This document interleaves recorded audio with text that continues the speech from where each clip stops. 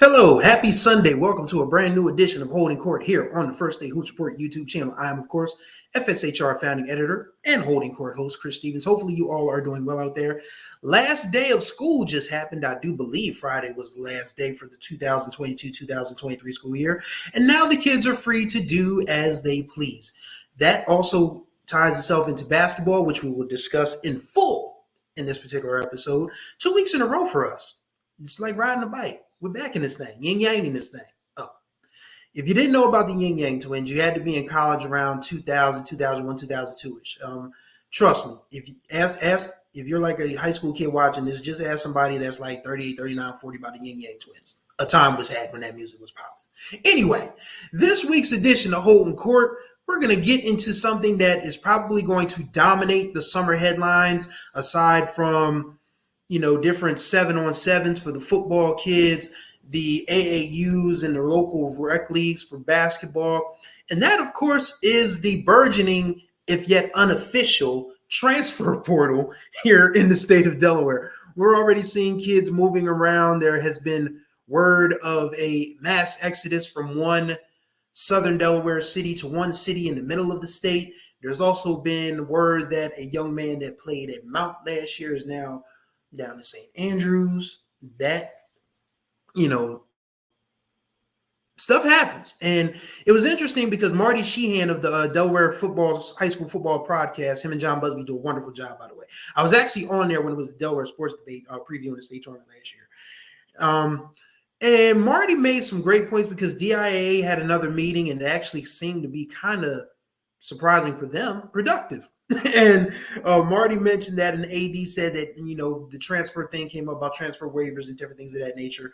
Marty said that one AD in particular said that he knew that his kids were transferring from his school to another school solely for athletics. And if it's a one-time transfer, the AD didn't have a problem with it, and Marty doesn't either. And he also mentioned that these hearings that the DIA have about these waivers, they're actually kind of forcing parents and students to perjure themselves because the DIA rule book, or even I think it might be even a Board of Education rule book, says that you really can't transfer solely for athletic gain. So let's talk about the rules and how they have been, how antiquated they are. I've been a person that has, banged the drum about how DIA needs to kind of come into the 21st century. And the transfer rules, to me, honestly, are no different. Because if we're talking about a kid that has a chance to be good at a sport, but the school that he attends just doesn't have the resources, doesn't take the sport seriously, or just, it's just not a good fit, that kid should be allowed at least one time to find out if they are as good as, they think they are, and, the people around them think they are. Because if we're going to say that a kid that averages, I'll say 40, not 40, that's a little bit much. If a kid's averaging 40 anywhere, he's pretty doggone good because nobody's just going to roll back and let you score 40. Let's say if a kid is averaging 27, 28 a game at like an Odyssey charter, an MOT charter, or First State Military Academy. And this is no shot at those schools. Don't get it twisted. I'm still trying to make it to a few of these schools. It's interesting because, when you're just one person trying to cover an entire state with like 50, 60 high schools, you just miss a few during the course of the season. But yeah, if a kid averages 27, 28 points a game at 27, 28 points a game at like an Odyssey charter or an MOT charter or First State Military Academy, there's going to be some, word popping, especially if he has a 40, 50 point night. It's like, a coach from maybe Sally's, maybe St. Mark's, maybe Sanford, or even like a public school that still, has a chance to be good, like a Middletown or an Appo or William Penn or whatever, be like, maybe this kid could be good for our program. And this kid could look at the programs and say, maybe this is a better chance for me to be seen by college scouts. And I'm not saying that these kids can't be seen at like a smaller charter school or a smaller private school. That's not what I'm saying. What I'm saying is there has been a separation of line of demarcation in basketball over the last, I'll say 15 years. Because if you would have told me, again, this is from somebody who grew up went to high school in the late 90s, when we didn't have as many, we didn't have charters, period. because Wilmington Charter didn't open officially until 1999. I graduated in 1999 from Howard. Howard and Wilmington High were the fiercest of rivals for the longest time. And when we found out in 97, the beginning of the 97, 98 school year, that Wilmington High was going to be phased out and that building was going to be housing Wilmington Charter and Cab Calloway Performing School of the Arts. We were 16 at the time. And even though we were that young, our parents, because we all were like traditions. I mean, I guess you could call us legacy kids. That those of us that went to Howard, those of us that went to Wilmington High, we were all just kind of like, wow, it's really coming to an end. And I didn't, even then, I had an inkling that if Wilmington Charter was going to take off the way it did, that it would probably end up lending itself to, just being a thing that would become a thing. And of course, now you could probably say there's more charter schools than there are public schools at this point. I would probably have to count it up, but I'll say in the northern Newcastle County context, because southern Newcastle County is thriving. Hodson is getting a brand new campus. Middletown and Apple are, thriving. Odessa is on the come up. There's going to be another high school built on the opposite side of Summit Bridge on 896. I'm not sure if they started that yet, but that's probably going to happen probably in the next 2 or 3 years. If you had told me that there would be 4 public high schools and then 1 VOTEC, because of course there's St. George's, and then of course there's MOT Charter. If you told me at 17, 18 years old, remember driving through Middletown back in the day was a challenge. My mom used to call it a one-horse town. You literally had to drive through 299 and the old Middletown High School, which is now I think it's Everett Middle School now, where the football stadium is. I mean, Cavalier Stadium is still where Cavalier Stadium is, but the new Middletown High School is a little further down 299 and west of 299. And if you had told me that back when I would, go play football for Howard and then, video the basketball games down at Middletown, that there would be at least 6 high schools by the end of the 2020s, I would say you were crazy. But that's the way things work. And that's just, a microcosm of how much things have changed, from a school perspective. And then getting back on track with the transfer stuff, it's no different than people changing jobs. I ain't gonna lie to you. I've had 3 jobs in the last 16 months. I went from the library to PR to now back in journalism where I belong, covering Black college sports for HBCU Sports. I've had 3 jobs in the last 16 months. So I'm not going to sit here and say that movement doesn't happen in everyday life, because it does. Situations change. You may find a job that is a better fit for you, or you get tired of the job you're at. And people are going to say, well, what could 15, 16, 17-year-old kids be tired of? They're human too. I think we're starting to see now, even though people don't really believe in what is called gentle parenting, I think they've moved. I think they're even starting to move away from calling it gentle parenting now. I think it's more like conscientious parenting. I think that's the proper term, if I've heard it correctly. That kids are people too. I mean, yes, you're entrusted with raising them, instilling good moral guidelines in them, and making sure they don't kill themselves. I mean, just like, not doing anything foolish, keeping them alive in that context. But kids have feelings too. Kids have emotions. Kids have thoughts. They have their own opinions about things in life. And granted, those things can be very idealistic, pie in the sky, naive, or just plain, what does this kid think? But they have a right to those thoughts, feelings, and opinions too. And if this kid feels like, I don't have a chance to be a good player or get enough playing time at this school, I want to go somewhere where I can play. I want to go somewhere where I can be seen. I want to go somewhere where I can be coached up. Those kids should have that right, because from a college context, the college coaches that complain about the transfer portal folks like Dabo Swinney at Clemson for college football, Nick Saban down in Alabama, and a few other, basketball coaches, they move jobs rather quickly, because you can recruit a kid and say, this is going to be your home for the program. I'm going to coach you for the next 4 years. We're going to try to make the NCAA tournament for basketball. We're going to try to make, the National College Tournament for football. We're going to do all these things.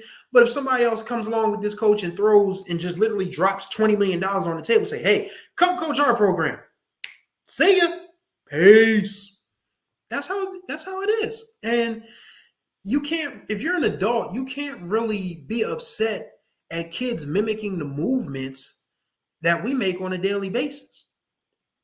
I mean, if coaches are free to resign and leave, programs in order to make more money at a higher prestige job, then the kids should be able to look for a higher prestige opportunity for themselves as well. And coming back to Delaware, I think what people are missing is that, as I told Marty, as I quote tweeted him from the First State Hoops Report account, as my grandmother used to say, that horse has left the barn with a one-way ticket. The cat's out of the bag. I mean, the lid's off. You can't act like it's a secret anymore that kids and their parents and their trainers and their circles are like, there's no point in keeping this kid at this school when there's a better opportunity at a better school from an athletic standpoint. Academics, up in the air. But I think what we've missed out on, and I've talked about this many times in previous Holding Court episodes, I'm going to try to link the episode where I, tied Dr. King's assassination into the decline of public school education here in Delaware. But when you look at it, Wilmington, Delaware has not had an official public high school since Wilmington High closed in 1999. Howard exists, but you have to apply it again in Howard. There's a lot of charter schools within the city, but a traditional public high school where there's not conditions on application, on status, on economic backgrounds and all of that, that's not a thing anymore. Every public high school is on the outskirts. Brandywine School District is, it has a Wilmington address, but it's not inner city Wilmington. Like, Mount Pleasant, I literally live like, a stone's throw away from the Washington Street Extension. Like, I literally could just drive up to Washington Street Extension in like 5 minutes and not miss a beat. Concord, of course, is a little closer towards, the state line. And Brandywine is off in the boondocks, off in the cutoff of Falk Road. So while those are Wilmington addresses, those are not, like in the city schools. And we haven't had one in nearly 25 years. And I don't know when we'll have another one. So with that being said, the decline of public education in Wilmington led to the decline of public education in northern Newcastle County because Red Clay is struggling, Christina School District is struggling, and you can't really say that doesn't matter when it comes to athletics as well as academics, because if you're struggling to keep teachers that can best guide the kids from an academic context, you're not going to keep coaches that can develop a program, that can instill school pride, that can make your teams great. Because I can't tell you the last time, it's probably been decades that the big three from Christiana, Newark, Glasgow have all missed the state tournament as much as they have in recent years from a basketball's perspective. It just doesn't make sense because these were teams that were either Final Four bound or, deep in tournament contenders. Same for Red Clay, honestly, because AI used to be good. McCain would be good a couple years at a time. Dickinson used to be good. Yeah. Brandywine, is soldiering on, but that's because, they still have a demographic that, can afford to pour resources into the schools. Brandywine has lights now. Brandywine has lights at their football stadium. Yes, they do. and for the longest time, that was like the wildest thing, because if you were an opponent of Brandywine Concord or Mount Pleasant, you just had to face the facts that if you were playing football against them at a road game, you're just gonna have to get up at 7:00 in the morning on a Saturday, get down to the school, and then drive over and then get on the school bus and drive over to the field. Or even right out of school on a Friday afternoon, so you could get the game in before the sun sets. That's how it used to be, at least at Brandywine. It's still that way at Mount and Concord. And I know Concord says they'll never have lights from a competition perspective advantage. And I get that. That's actually a smart thing, Because if you know, I mean, while Friday Night Lights is cool, it doesn't really make much of a difference, honestly. So if you're a football player, you know what time the game is. You know you have to show up wherever. The late great Al Levan, who used to coach Delaware State when I was a reporter there, he would just say, "Put the ball down. Doesn't matter where it is, just put the ball down." Rest in peace, Big Stinger. But that was when I first heard him say that, you know, it was like, wow, it's really that simple. You know, play where you are. You know, it doesn't matter where you are, just put the ball down and play. And at least from a basketball perspective, put the ball up. So that's my take on the transfer thing. Is like, okay, yes, kids, you know, and their parents and their cliques and their trainers can overuse the system, shall we say.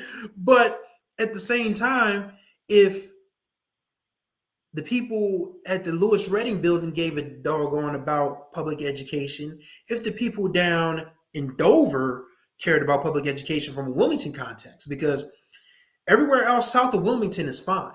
You know, Middletown is thriving. Kent County doesn't have these issues. Sussex County doesn't have these issues. I mean, there's even word that Sussex Tech is getting a brand new high school, and they just got a brand new high school like 20 years ago. Can you recall the last public high school that was built above the canal? It was Hodson in 1975. And now they're just getting a new building in 2023, 2024. People got to start, you know, it's got to come from the powers that be. And that's what bothers me about people that blame, you know, coach and you know, we'll get into that side. I'll get into that side of it now. People that feel like, oh, this coach isn't doing the best they can for my kid. This school isn't doing the best they can for my kid. In some respects, that could be true. But if your kid is going to AI, where they're struggling to keep kids in the building, if your kid is going to Christiana or Glasgow, where a merger has been on the low key forever, but probably those same thing for McCaney Dickinson's, but those four alumni groups are fighting it tooth and nail. They will literally, you know, go down with the ship together. Will literally go down with their respective ships, then lock arms together. And that could be either, you know, heartwarming, motivating, or questionable. But when you look at these school districts, you look at the ones that are struggling, it's hard for these coaches to really, you know, be full force, because most of them are already teaching or paraprofessionals or working in administration. And, you know, you got to grade papers, you got to handle disciplinary things, you got to, you know, professional development stuff. Like, teaching and education in the 21st century is hard on these folks, because the people in charge treat them like it's a thankless job, and it shouldn't be, because these are the folks that are entrusted with giving our kids the best opportunities to be great at whatever it is they do, whether it's sports, whether it's science, whether it's art, whether it's public service, whether it's community service, customer service, business. Teachers are the ones that are molding and shaping these kids for the most part, because they're the ones that are around the kids 8 hours out of the day. And if you're a coach, it's more like 10, 11, 12.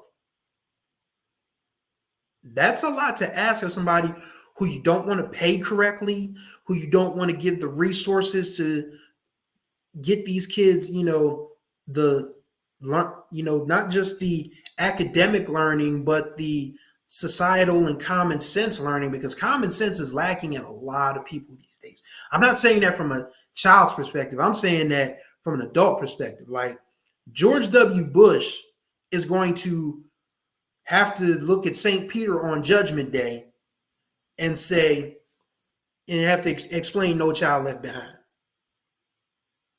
Because that made no sense. None whatsoever.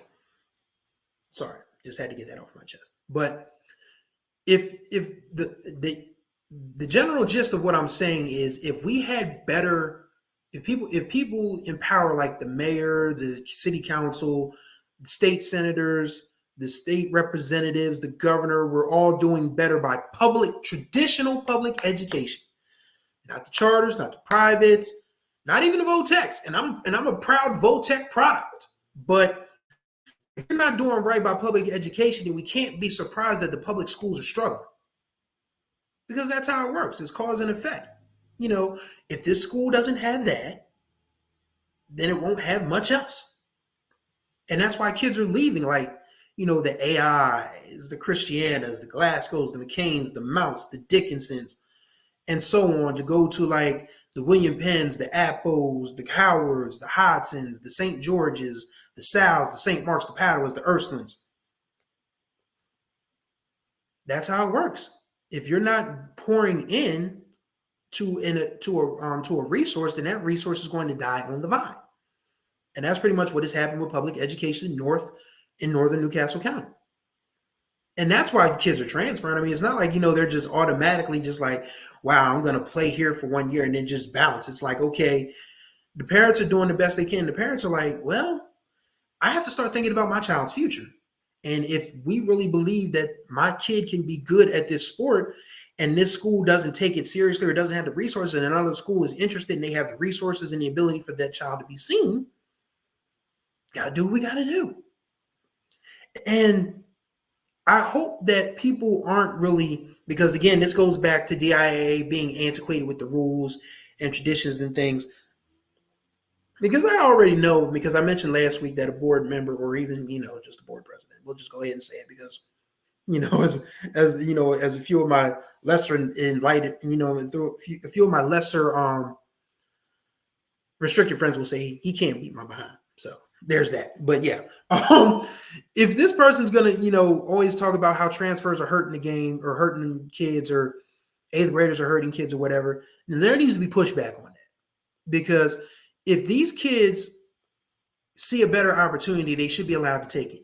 Yes, one time only. One time only. I will say that.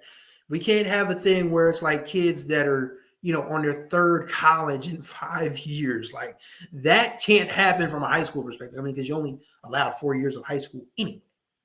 So it can't be one of those things where it's like, okay, this kid was at Odyssey this year, at Odyssey 1 year, Mount Pleasant 1 year, and now he's at Sanford the next.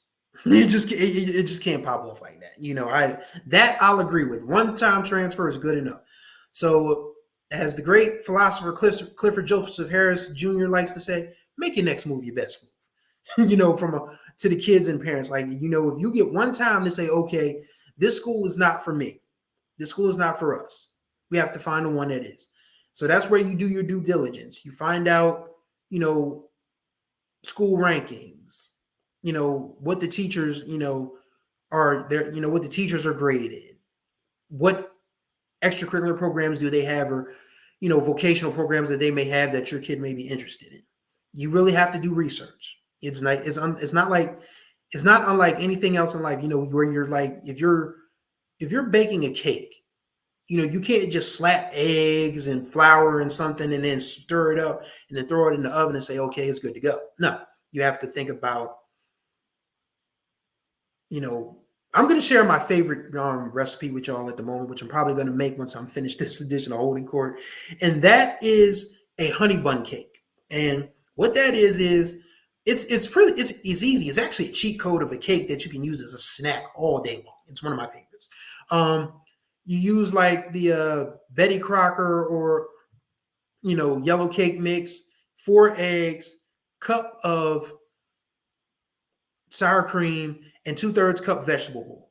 You mix all that up, and then you take brown sugar and ground cinnamon, and you grind that up, and then you sprinkle it on the cake mix after you've mixed your cake mix, your eggs, your sour cream, and your vegetable oil until that becomes batter, and then you plop it in a pan, and then you sprinkle that mixture of brown sugar and cinnamon all in it, swirl it around, put it in the oven on 325 for about 45-50 minutes, pull it out, poke holes in it, and then you can make a glaze with powdered sugar and vanilla extract and whatever milk you want. It doesn't have to be just like whole milk. It can be vanilla almond milk, which is what I use all the time. You mix that up and then you pour it and you make sure it's like, an icing, and then you slather it on the cake, and bam, you got a honey bun cake. It is elite. Like, try it. I guarantee you'll like it. If you can stand enough sugar, you'll like it. But yeah, you can't just, if I would just say, okay, I'm just going to make this cake and just throw eggs and batter in it and just be done with it. That's not how it works, because you have to have, different ingredients. The sour cream, adds with the consistency. What was I just talking about? I'm sorry. Sorry, and I just cussed.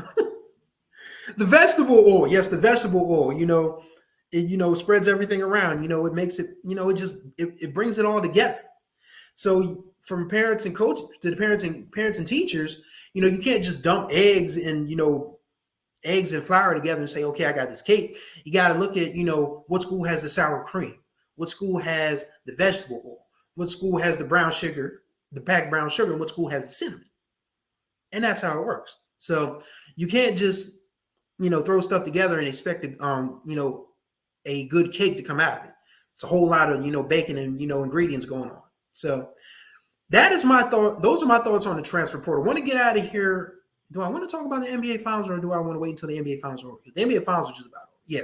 We'll wait, until next week to talk about, the NBA Finals, especially, with draft time coming up and, free agency as well. But I just wanted to get the transfer stuff off my head, because that was a very good topic that Marty brought up on Twitter. So, follow Marty Debate on Twitter for all of your high school football needs, him and John Busby.